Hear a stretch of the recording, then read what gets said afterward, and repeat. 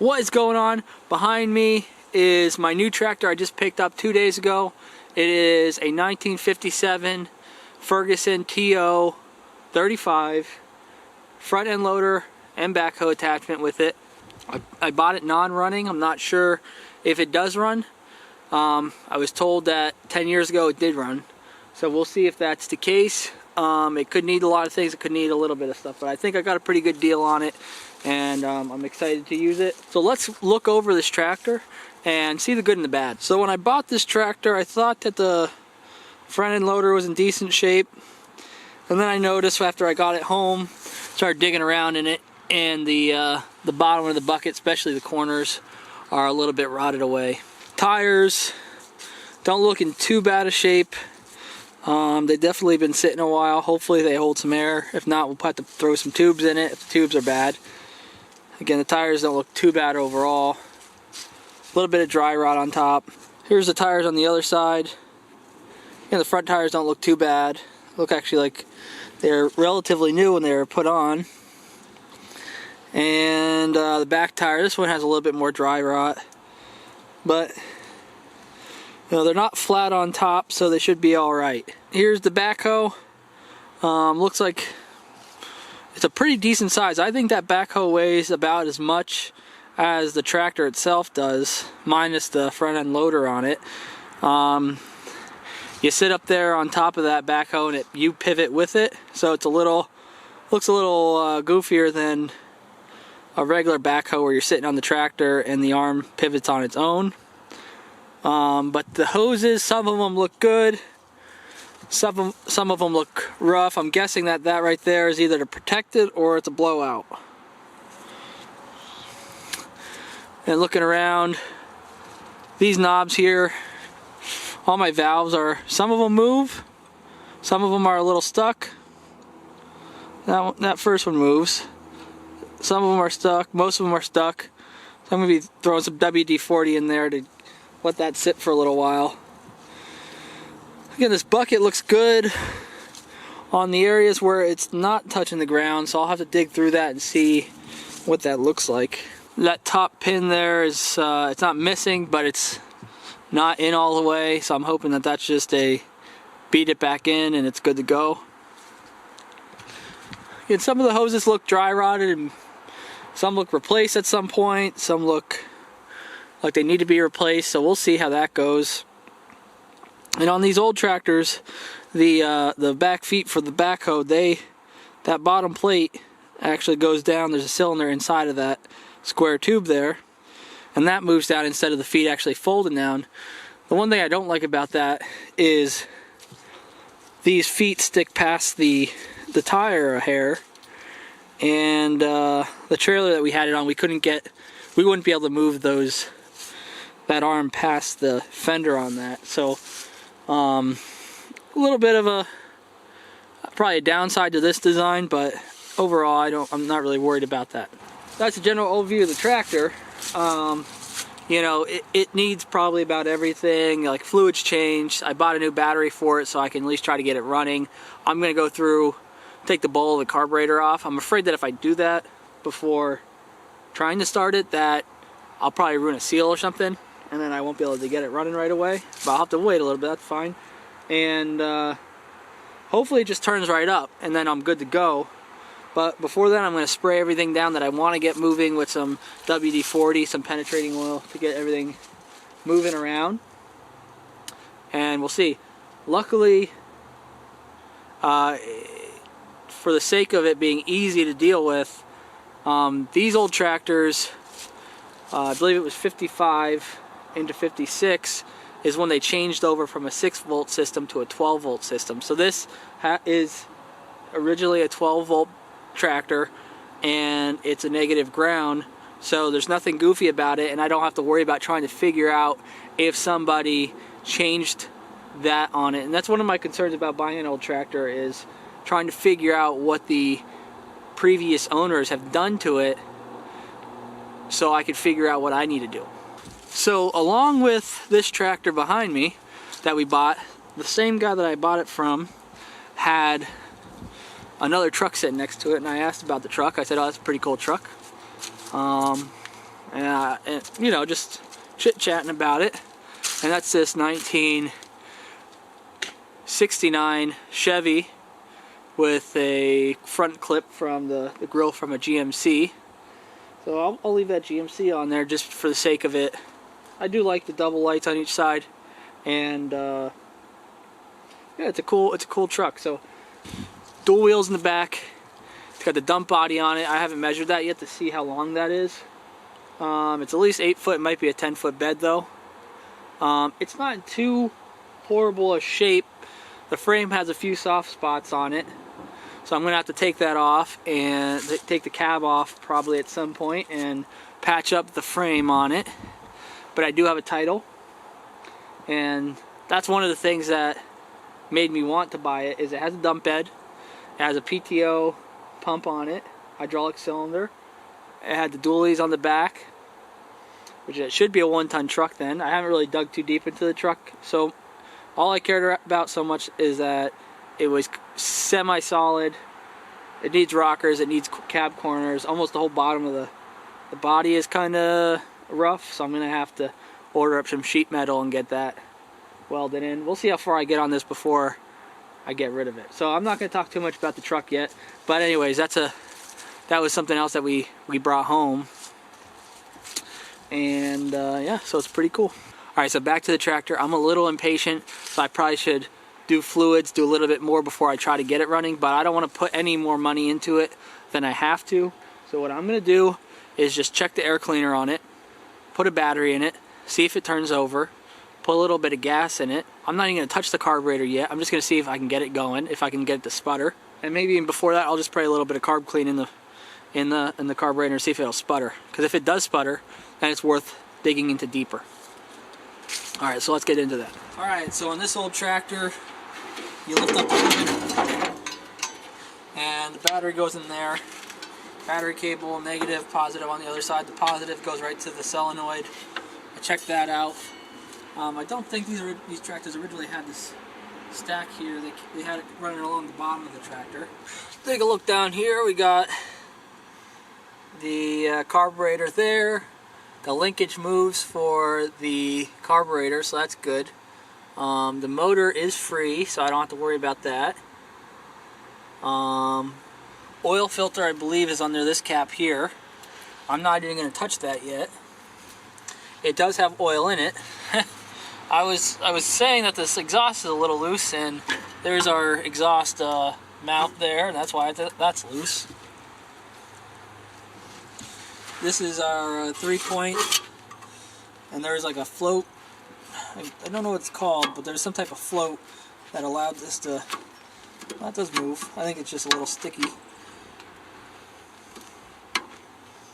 But basically, you can control the depth, I think, with this one, and this is up and down. 3-point. I'm missing the 3-point arms, but everything is there besides the actual linkage. Oil is black, but there's oil in it. Full safe, so it's in a safe zone. That's good. And it smells like oil, so that's good. Got a little door flap on here. This is where you get to your gas tank. We got our gas tank down in there, and we got our radiator. The door's a little floppy. It should not be like this, but it's on there. It looks like the tractor was yellow and then it was painted red, because it looks like the red is on top of the yellow, so we'll see about that too.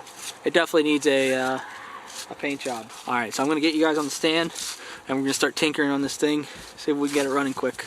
The first things first, before I even put the battery in, I want to see what this air cleaner looks like. I'll probably disconnect the hose from the carburetor. Anyways,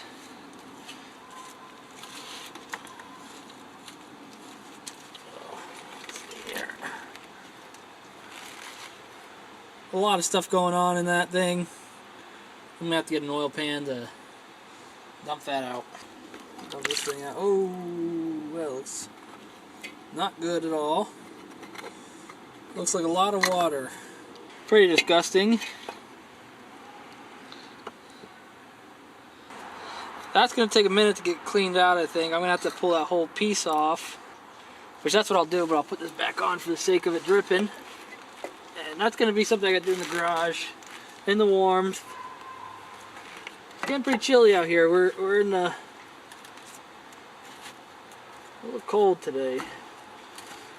Probably in the high 20s, maybe low 30s.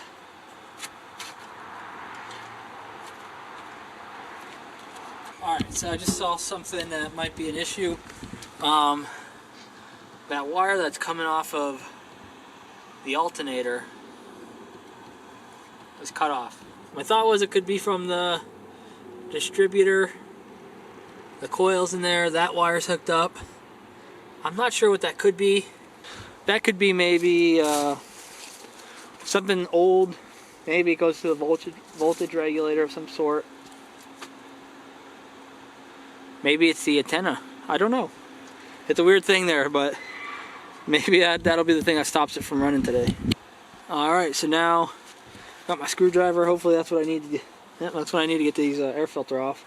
I'm going to pull this air filter off. I just want to make sure there's no like mouse nest or anything in this thing, so we're not sucking up some nasty stuff into the motor.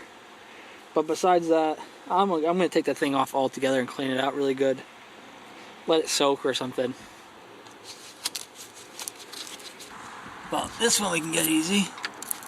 Pull this one off. That one's not even on all the way. So I might be able to even pull that one off. Man, this rubber is hard as can be. That's gonna be tough to get off by itself. But we'll see what we can do here.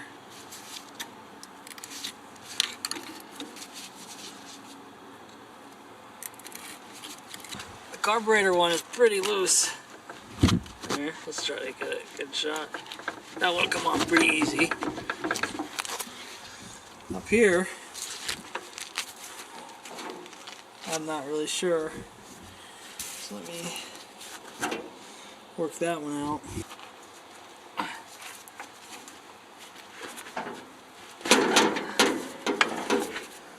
Alright, so we got a few mice turds in there, which means there's definitely mice turds down in this thing here, the actual air cleaner.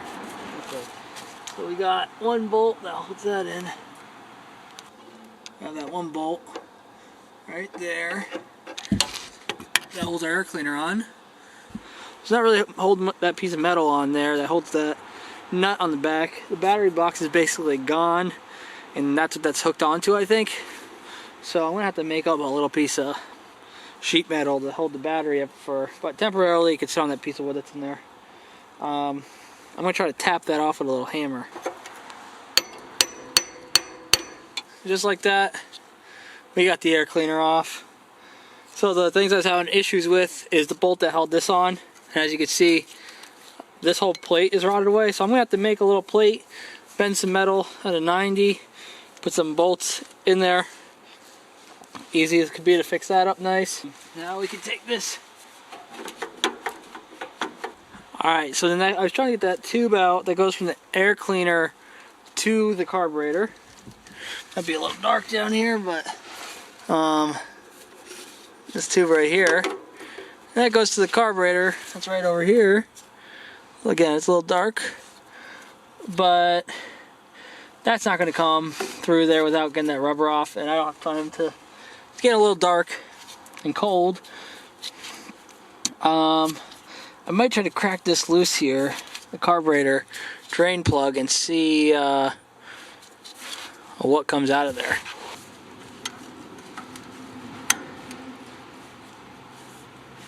Alright, so what do we get out of that? A little bit of drain plug. Nothing came out.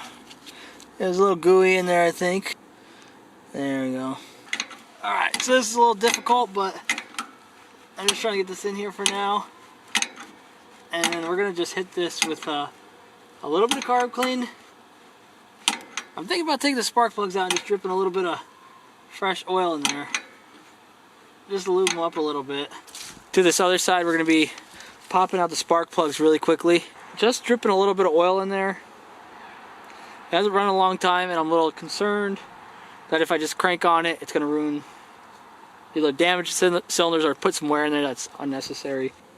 Spark plugs look not too bad from the outside. First try. Alright, let's see. Oh, I need a short extension.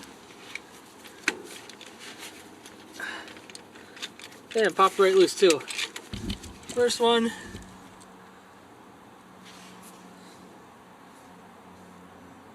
Doesn't look too bad, a little dark, but it looks usable.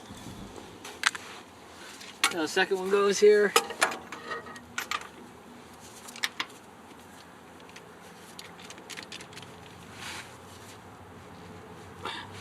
A little tighter. You put a little WD-40 on this one.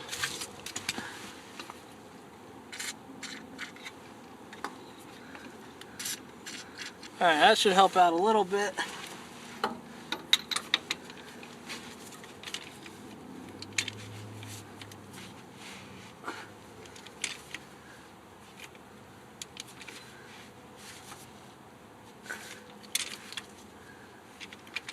Alright, let's try this other one then. See how this one comes out before we get too crazy on that one.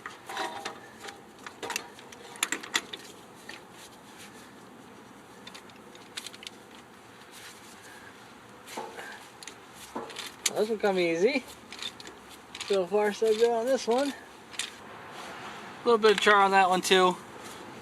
About the same as the first. Oh, this one's easy too. Alright, so we got 3 good and 1 bad, which is normally how it goes. There has to be something that blocks you up.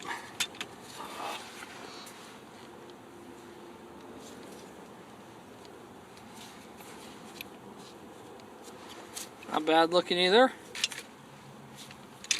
Now it's starting to come.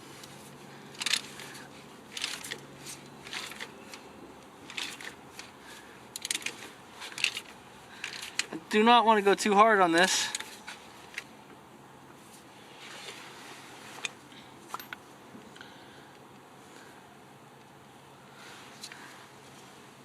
So that last one, a hair bit rustier, if you can see that. A little tiny bit rustier. I mean, it's definitely charred up, but the spark plugs don't look too bad. Alright, so what I'm going to do is going to go get some, I want to go get some oil. In the background, that's my trailer that I pretty much rebuilt. Almost all new sheet metal across the whole thing, including the roof. I bought it for pretty cheap. There's a tree that fell on it. So the roof was dented up, I figured, and it was rusted out like any old horse trailer. Got my gravity guy. I haven't put some oil in this, so yeah, there's not really much in it right now. Nothing clean to sit this on. That right there. A little bit of oil here from an old oil change. New oil. Definitely new oil. I dumped this everywhere.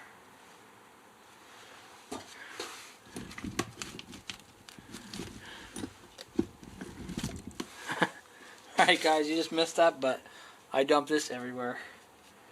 Overfold it. So we got our gravity oil can, and we're going to do little squirts of oil in each cylinder, which I think is just a good idea. And I think it's only 4 o'clock and it's already dark out. I'm going to try to just get this knocked out though. Spark plug holes up there. Try to bump my... It's going to be hard to keep this thing in focus just because of the darkness.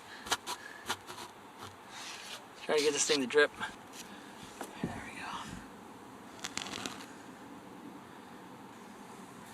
Maybe keep it in there a few seconds. It's only dripping like 1 drop every second or so. Alright, we just sprayed a little bit of WD-40 in there, and we put a little bit of oil.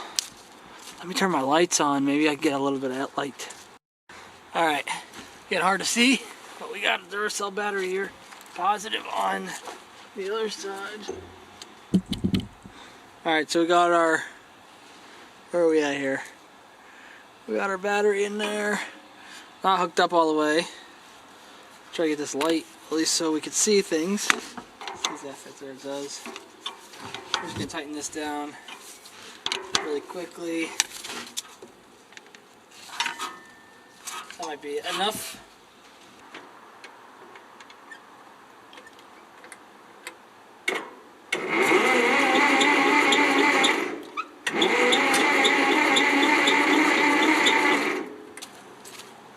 Alright, after a second of flipping and flapping on the thing, there's a little push button. You turn the key, you hit the push button, you have to make sure all your shifters are in neutral, and there's a safety on the high and low. And then she turned over a few times. I'm not going to really crank it too many times because one, I don't want the battery to die, and two, I want to get this thing started. We're going to get these spark plugs back in. Stand by. We got the old carb cleaner ready to go.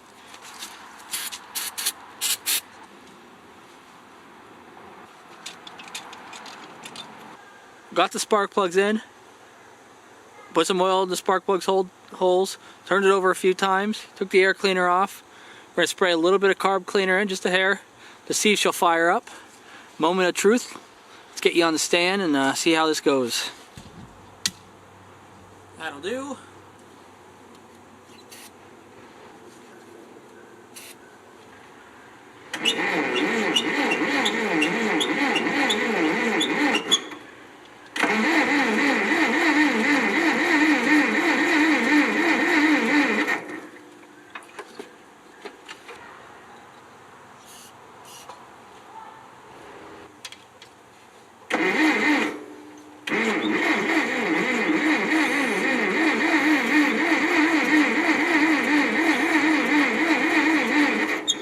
Alright, just came in my garage for a little bit of light.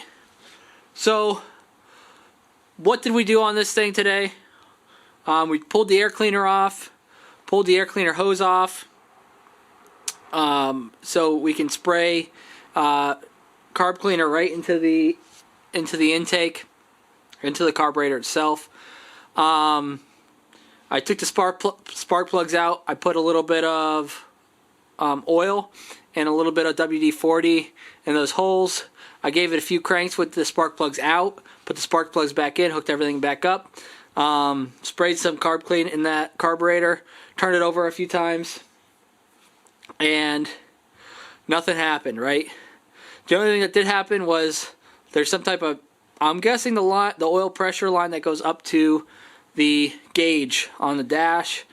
It looks like that broke, sprung a leak, and is dripping oil now. So it possibly has oil pressure. That's the good news. Bad news is it wouldn't get sputtering. I was hoping it would. I might give it another few turnovers before this video ends. So if it starts, it starts. If not, hey, that's where I'm going to end this one. So there's going to be a lot more videos coming on this tractor. I'm really excited to get it running and actually use it. And I guess that'll be it. I'll see you on the next one. Bye-bye.